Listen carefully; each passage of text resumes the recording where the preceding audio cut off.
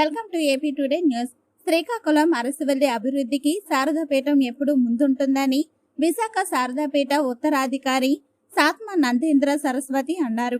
శ్రీకాకుళం జిల్లా అరసవల్లిలో ఉన్న సూర్యనారాయణ స్వామిని రథసప్తమి సందర్భంగా ఆయన సందర్శించారు. శారదాపీఠం నుండి సూర్యనారాయణ స్వామి వారికి పట్టు వస్త్రాలతో తీసుకువచ్చి పూజ కార్యక్రమాలు చేసి క్షీరాభిషేకాన్ని ప్రారంభించారు. అనంతరం ఆయన మీడియాతో మాట్లాడుతూ అరసవల్లి అభివృద్ధికి కృషి చేస్తున్నామని, మా పీఠం అరసవల్లితో ఎంతో అనుబంధం ఉందన్నారు. భక్తులందరూ సూర్యనారాయణ స్వామి కృపతో ఆయురారోగ్యాలతో ఉండాలని ప్రార్థించానన్నారు.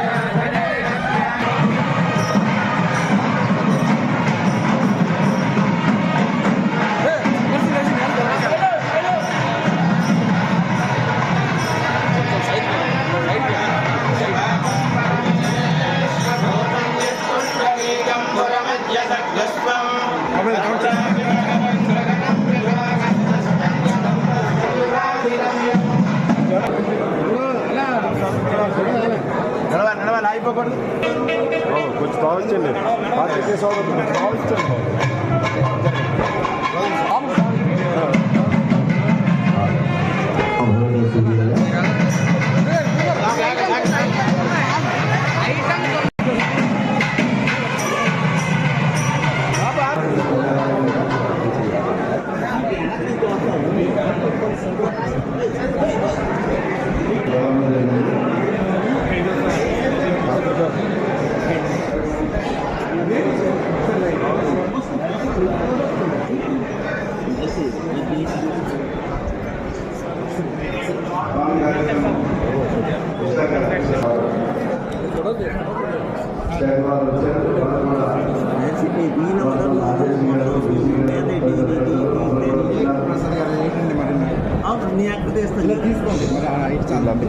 చెప్పండి.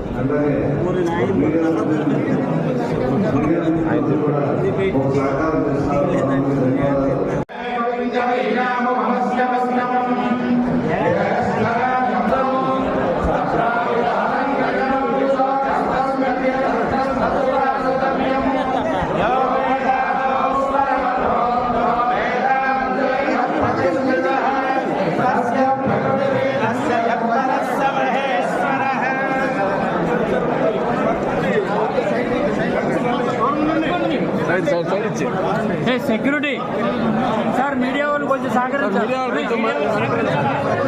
మీడియా వాళ్ళు సహకరించాలి.